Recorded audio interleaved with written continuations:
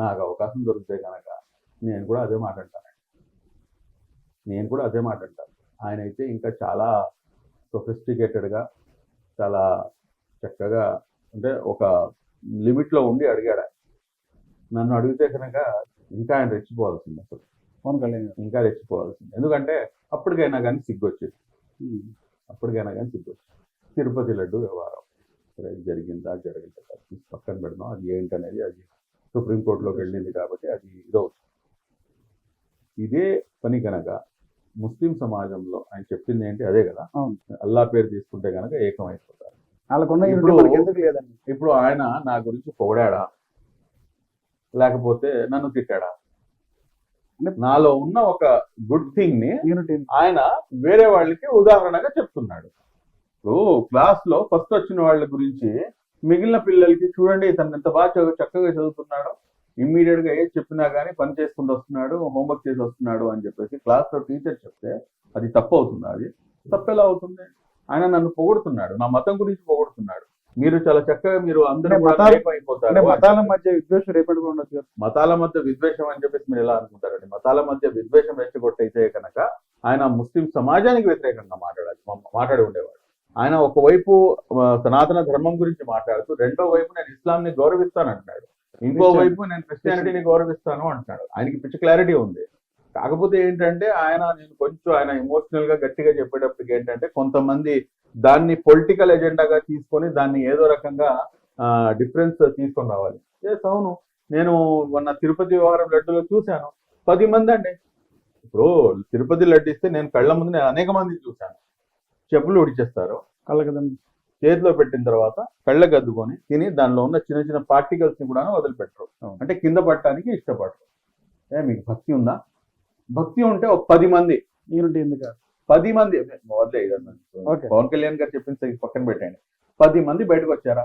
ఇప్పుడు నేను అడిగితే అది మళ్ళీ వేరే రకంగా వెళ్ళింది కాబట్టి నేను ఆ రకంగా కానీ ఒకటైతే నేను చెప్తాను, ఇంతకు ముందు గతంలో కొన్ని ఇంటర్వ్యూస్ లో నేను చెప్తున్నాను, ఇప్పుడు మళ్ళా నేను మీకు ఇది రిపీట్ చేస్తాను. చూడండి, నేను చాలా పర్టికులర్ గా నమ్మేటటువంటి అంశం ఏంటంటే ఎవరైతే ఏ మతాన్ని అయితే ఫాలో చేస్తున్నారో ఆ మతం ఏం చెప్తుందో ఆ మతానికి ఫాలో చేసే వ్యక్తికి తెలిసి ఉండాలి. ఆ మతం యొక్క పెద్దలు ఎవరైతే ఉంటారో వారు ఆ మతానికి సంబంధించినటువంటి అంశాలను వారికి తెలియపరచాలి. హిందూ సమాజంలో ఎవరు తెలియపరుస్తున్నారు? హిందూ సమాజంలో నాకు తెలియకుండా అడుగుతాను, ఆర్ఎస్ఎస్ లేకపోతే బీజేపీయా, భగవద్గీతను, పురాణాలు? నాకు చెప్పండి, నాకు సమాధానం చెప్పండి. ఇదేనా రామరాజ్యం అంటే? బాబాలు ఇదేనా? నాకు తెలిసినంత వరకు నేను చదువున్నా, కాస్తో కూర్చో నేను చదువున్నా. ఎక్కడ దూరం దాకా పొంతనే లేదు, సంబంధమే లేదు.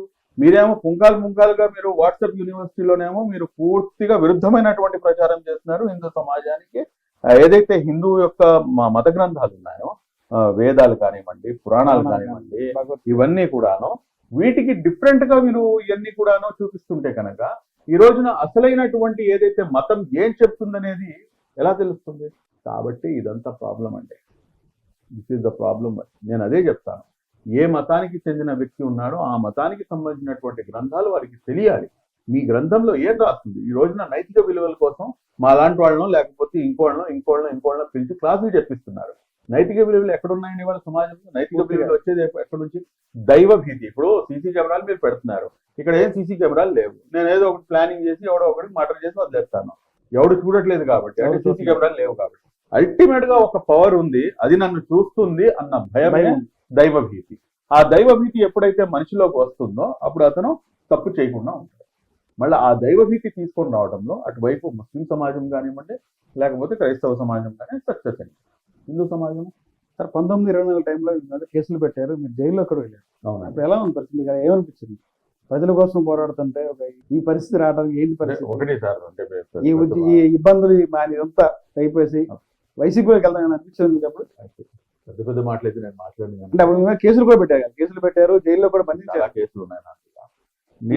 తీవ్రవాదులా కూడా చూపించారు, క్రియేట్ చేశారు. అవును, మీ గెటప్ మీదంతా చూసి జైల్లో కూడా లేరు. అదే అది మా దౌర్భాగ్యం అనుకోండి. ఒక ముస్లిం ఏంటంటే ఆహార్యాన్ని చూసి అలా చెప్పడం అది చాలా దారుణం అది. బట్ సబ్ జైలు కాదండి, కడప సెంట్రల్ జైలు. అందులో నేను ఒక విషయం చెప్తాను అసలు అందరిలానే, ఎందుకంటే నాకు పోలీస్ స్టేషన్ అంటే తెలియదు. 2019 కన్నా ముందు నా మీద ఒక చిన్న కేసు లేదు. కనీసం నేను పోలీస్ స్టేషన్కి వెళ్ళడం కూడా నాకు తెలియదు. అటువంటిది నాపై ఏకంగా మీరు కేసులు పెడుతున్నారు. సరే, వాటిని ఎదుర్కొంటాం. సడన్ గా ఒకరోజు ఒక వ్యక్తిని పరామర్శించడానికి వెళ్తుంటే నేను వస్తే అక్కడ ఇష్యూ జరిగిద్దని చెప్పేసి తీసుకెళ్లి కూర్చోబెట్టి 307 అని చెప్పి లోపలికి వెళ్ళినప్పుడు మట్టుకు చాలా అంటే కుంగి కుషించిపోయాను. సమస్య లేదు, మానసికంగా చాలా డౌన్ టు ఎర్త్ లోకి వెళ్ళిపోయింది నా కాన్ఫిడెన్స్ లెవెల్. ఏంటిది, ఎందుకంటే నా ఫ్యామిలీ ఉంది, పిల్లలు ఉన్నారు, ఏంటి అసలు ఇది, ఎందుకు మనం ఇదంతా అని చెప్పి. కానీ లోపలికి వెళ్ళిన తర్వాత బ్యారెక్ లో చాలా మంది ఉన్నారు. లోపల అడుగు పెట్టిన తర్వాత ఎవరో ఇద్దరు వస్తున్నారు, ఏదో పెద్ద పెద్ద తీవ్రవాదులు ఏంటి అన్నట్టు ఇదంతా మంచి సువాసన కొడుతుంది, ఏంటి అందరూ వచ్చి అందరు పరిచయం చేస్తున్నారు. నేను మర్డర్ చేశాను జైల్లో. అంటే మనం ఇమ్మీడియట్ గా అందరినీ కలిపేసుకున్నాగా లోపలికి వెళ్ళిపోయి వీళ్ళందరూ వచ్చి పరిచయం చేస్తున్నారు. నేను సీను అన్న, నేను ఇలాగ 4 మర్డర్లు చేశాను, నేను ఇలా రేపులు చేశాను, నేను వీళ్ళకి ఇది చేశాను, అది చేశాను అని మొత్తం అయిపోయిన తర్వాత వాళ్ళు అన్నాడు, ఇదంతా బాగానే ఉంది, మీరేం చేశారు చెప్పండి అని. ఆ క్వశ్చన్ అన్న నా యొక్క కాన్ఫిడెన్స్ అధోపాతాళంలో ఉన్నటువంటి కాన్ఫిడెన్స్ నే 7వ ఆకాశానికి లేదు. నేను నా లైఫ్ లో మర్చిపోలేను ఆ సంఘటన. ఆ రోజు నేను ఫీల్ అవ్వడం నేను మానేశాను. ఒక్క థింగ్ అయితే నేను మర్చిపోను, జైల్లో ఉన్నంత వరకు 4 రోజులు అల్లాడిపోయాను ఇంట్లో మాట్లాడటానికి. ఎందుకంటే మాలాంటి వాళ్ళు ఏంటంటే ఫ్యామిలీస్తోనే ఎక్కువగా ఇది ఉంటారు కాబట్టి చిన్న చిన్న పిల్లలు, ఇంట్లో భార్య, వీళ్ళతో మనం అప్పటికే జస్ట్ ఈ కరోనా సెకండ్ వేవ్ లో మదర్ పోయి ఉన్నారు.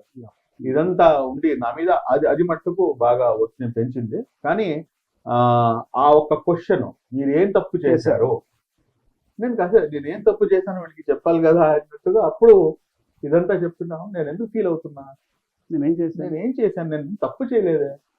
బయటకు వచ్చిన తర్వాత నేను ప్రెస్ మీట్ లో అదే చెప్పాను.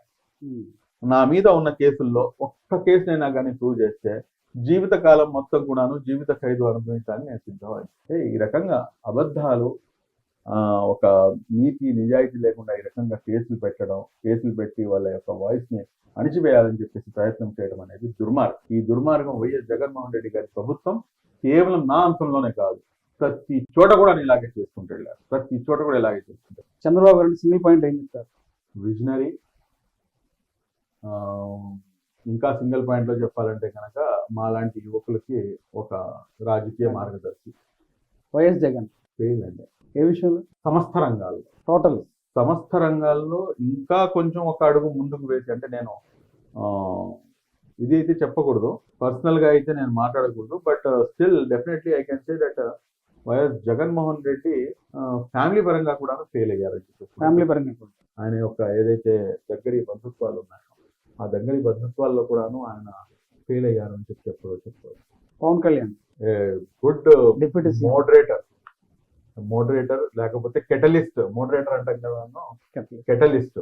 ఎందుకంటే ఆ కెటలిస్ట్ వల్లనే రాజకీయ సమీకరణాలు చేంజ్ అయినాయి. సో ఇది గుడ్ కెటలిస్ట్, మంచి హ్యూమన్ బీయింగ్, అందులో అయితే అనుమానం లేదు. డెఫినెట్లీ రాబోయే రోజుల్లో అందరి మనసుల్ని కూడాను గెలుచుకుంటారు అని చెప్పేసి ఆశిద్దాం. నారా లోకేష్ గారు యువ నాయకులు, యువగల రథసారథి, ఫ్యూచర్ మార్గదర్శకులు 100%. ఎందుకంటే నేను ఆయనతో పాటు పర్సనల్ గా వెళ్ళే అవకాశం, ట్రావెల్ చేసే చాలా సందర్భాల్లో దొరికింది. బట్ ఇందులో మరీ ముఖ్యంగా ఏంటంటే కర్నూలు జిల్లా గోనెగండ్ల మండలం ఎర్రపాడు గ్రామంలో హాజిరాని నుంచి రేప్ కి, మర్డర్ కి గురైతే కనుక అక్కడ తీసుకెళ్ళడానికి మన లోకేష్ గారు కూడా వచ్చారు, రామకృష్ణ గారు, తులసిరెడ్డి గారు, వీళ్ళందరూ వచ్చారు. ఆ రోజున నాకు రిటర్న్ లో లోకేషన్తో పాటు వచ్చే అవకాశం దొరికింది, ఆయనతో పాటు అంటారు.